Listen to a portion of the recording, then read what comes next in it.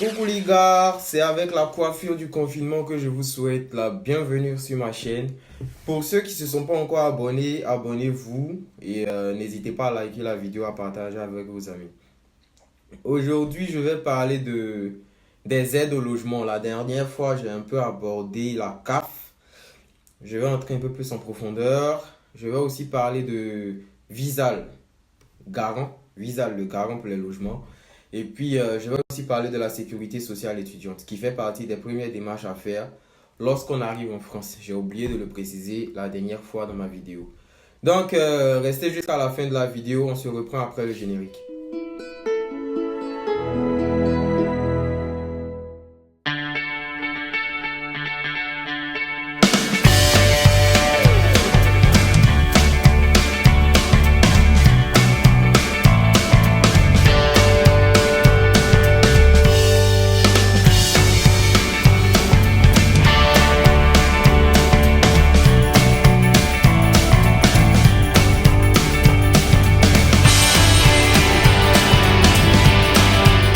Alors, pour commencer, je vais commencer par le début. Je ne vais pas commencer par parler de la CAF, je vais parler de la sécurité sociale.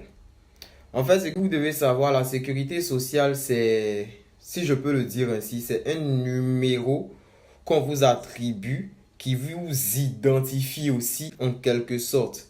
Parce que ça a plein d'avantages. Déjà, la sécurité sociale, lorsque vous allez venir, ça prend 70% de vos frais médicaux en charge. C'est-à-dire que si vous êtes malade, que vous partez à l'hôpital, vous allez payer seulement les 30% de la consultation et le reste est pris en charge par la sécurité sociale.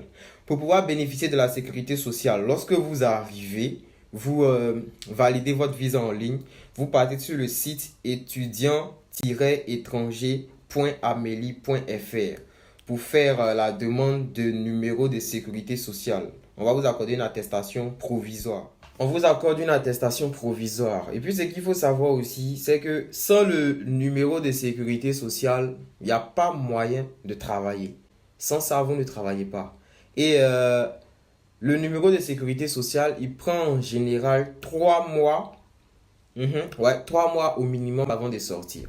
C'est pour ça que la plupart du temps, quand on parle, on dit ayez de quoi subvenir à vos besoins les premiers mois. Parce que pas de numéro de sécurité sociale, pas de boulot. Et même avec ça encore, c'est un peu... même avec ça, vous pourrez travailler pendant un tout petit moment. Parce que, à arriver un moment là, les employeurs vont vous demander la carte vitale. La carte vitale, c'est lorsque vous avez assez duré qu'on vous accorde votre numéro de sécurité sociale définitif. Parce que le premier, c'était provisoire. On vous accorde un définitif, vous vous reconnectez sur le site Amélie et puis vous faites une demande de carte vitale.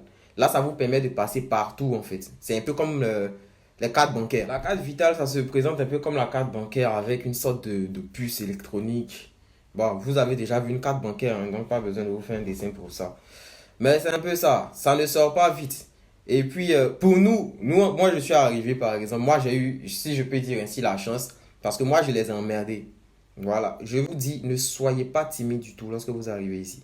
Moi, je les ai emmerdés. Toujours, je partais chaque semaine. Je leur disais que ouais, j'avais du boulot parce que j'ai pas de numéro de sécurité sociale, on ne veut pas m'accorder du boulot et tout. À chaque fois, ils me disent que c'est pas eux qui se chargent de ça, mais je partais là-bas quand même. Et je suis arrivé le 21 août, j'ai reçu mon numéro de sécurité sociale le 3 octobre. C'est-à-dire même pas 2 mois. Alors que mes gars qui sont venus en même temps que moi, ils ont galéré. De ouf même, ils ont galéré. Donc ici, là, ne soyez pas timides. Pas de sécurité sociale, pas de boulot. Et le numéro de sécurité sociale, sauf exception, il prend au minimum 3 mois pour pouvoir sortir. Cela veut dire, dès votre arrivée, vous ne pourrez pas travailler. Vous allez vous taper 3 mois au minimum pour pouvoir travailler. Donc, c'est important d'avoir un soutien, au moins pour les débuts. Voire les 3 premiers mois ou 5 premiers mois. Si vous avez assez d'argent, vous avez un soutien, ça peut aller. Mais quand vous allez arriver, vous n'allez pas travailler comme ça en même temps. Voilà, sauf si vous travaillez dans l'illégalité. Et puis vous serez exploité, si je peux le dire ainsi. Vous serez exploité parce que les migrants, par exemple, et tout là, ils sont surexploités, si je peux le dire ainsi. Parce qu'ils ne sont pas venus légalement. Ils n'ont pas les mêmes droits légaux que vous qui venez légalement.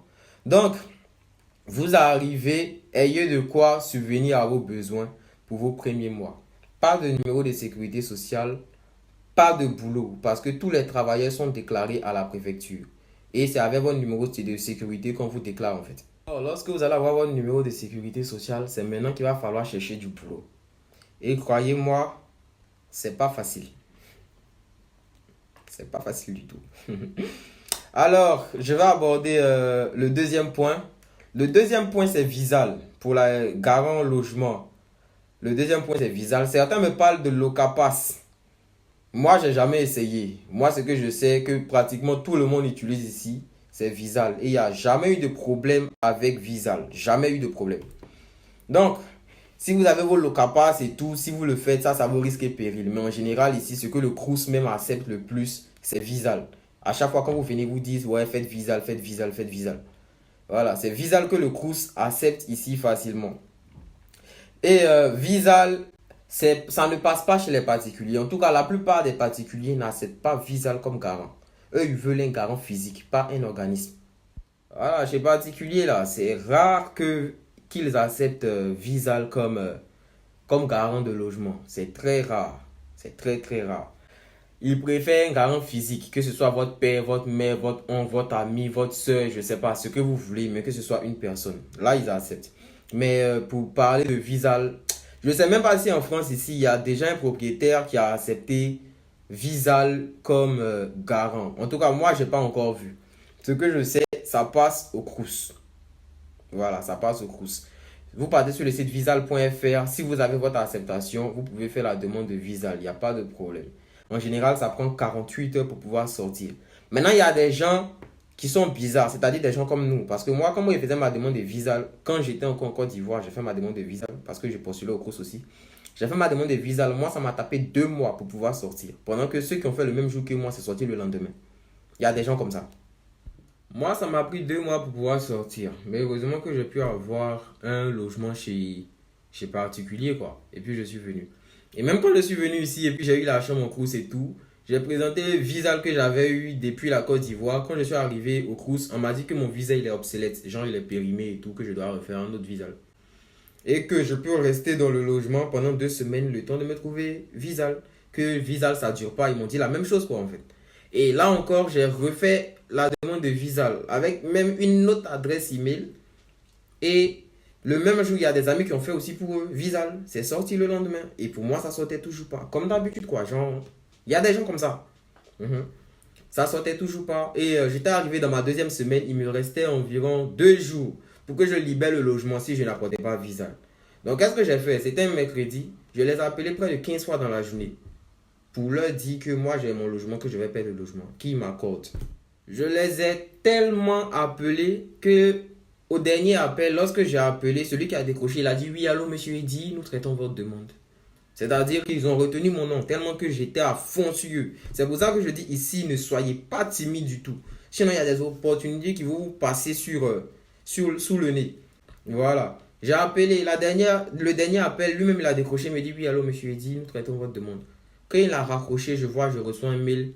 Vous avez votre visa certifié, c'est-à-dire Visal en fait, mon garant Visal. J'ai dit ok, super. C'est-à-dire j'ai forcé. Et même il y a un de nos dévanciers ici qui était ici dans la ville avec nous, mais qui est maintenant à Lyon. Lui, il est parti à Lyon. Ne soyez pas timide du tout. Lui, il est parti à Lyon récemment. Il est arrivé, il n'a même pas fait 1 mois pour pouvoir avoir du boulot.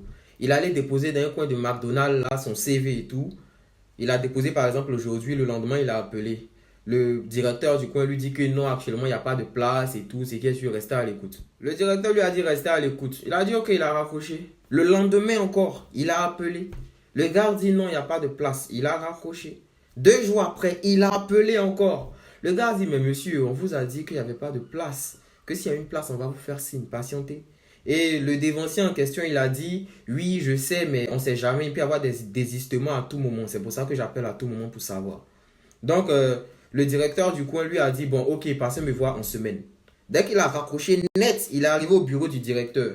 Le directeur a vu en fait qu'il était tellement prêt, tellement motivé pour ça que ils l'ont embauché en même temps. Il n'a pas fait de test ni rien de rien là. Ils l'ont embauché en même temps. Alors que quand tu viens d'arriver dans une ville que tu ne maîtrises pas, pour avoir du travail, c'est compliqué. Mais lorsque tu les emmerdes, ça passe à tous les coups. C'est pour ça qu'il y a des gens qui me disent, non, j'ai soumis mon dossier le 23 février, depuis ils n'ont pas vérifié. Tu dors. Faut pas les appeler pour les emmerder. Hein. Attends, ils aiment ça. Emmerde-les. Faut les emmerder de la bonne manière. Ils aiment ça. Ici, là, les timides n'ont pas la chance. Hein. Les timides n'ont pas la chance. Faut forcer. Souvent, les gars, ils m'écrivent sur Instagram, ils me disent, ouais, il dit, tu es un beau parleur et tout. Oui, je suis un beau parleur. Ça, c'est vrai. Parce que ici, tu vas à un entretien pédagogique, tu es là, tu es timide et tout. Là. Ils aiment pas. Ils aiment les gars qui ont la tchatch, les gars qui parlent. C'est-à-dire que même si tu es en train de leur mentir, faut faire un mensonge cohérent. C'est-à-dire que tu parles, tu es tellement convaincant que lui-même, il sait que tu mens, mais juste parce que tu es hyper convaincant dans ton mensonge, il peut te prendre. Les timides n'ont pas la chance ici. Faut forcer le destin.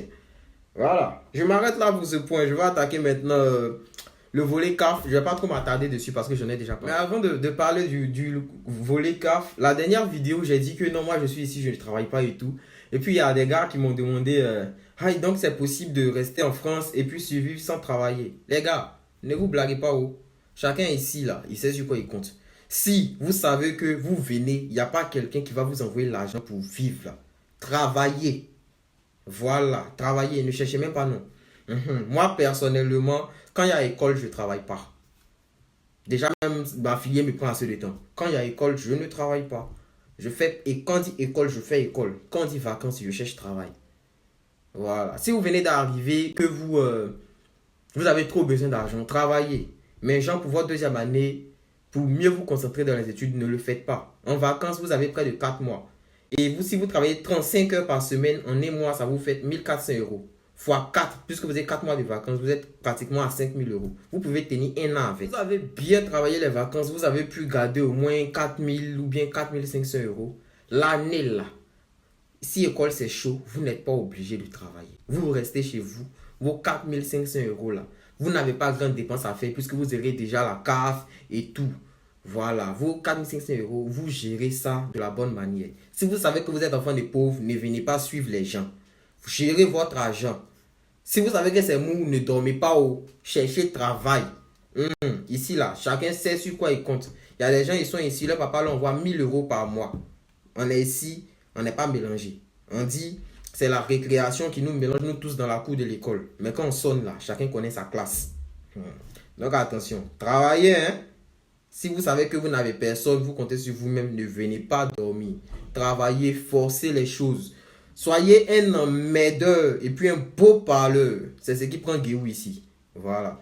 Parlons de la CAF. Pour la CAF, comme je le disais dans les vidéos précédentes, c'est comme si l'État prend en charge une partie de votre logement. Vous allez faire la demande sur caf.fr. Lorsque vous allez arriver, vous aurez validé votre visa et tout. Vous faites votre demande sur caf.fr. En fonction de comment vous allez remplir vos critères et tout, ils vont vous accorder une aide au logement. C'est-à-dire, ils vont payer une partie de votre loyer. Vous allez payer le reste. Ceux qui travaillent ici ont les loyers les moins chers. Parce que eux, ils payent des taxes, des impôts. C'est-à-dire qu'on prend, je crois, 30% sur leur salaire. Du coup, eux, à cause de toutes ces taxes-là, ces personnes-là ont des logements moins chers. C'est-à-dire que la CAF paye beaucoup plus pour eux. Donc, vous voulez bénéficier de ces avantages-là. Quand vous venez, ne dormez pas. Soyez un emmerdeur et un beau parleur. Donc, on est ensemble, les gars.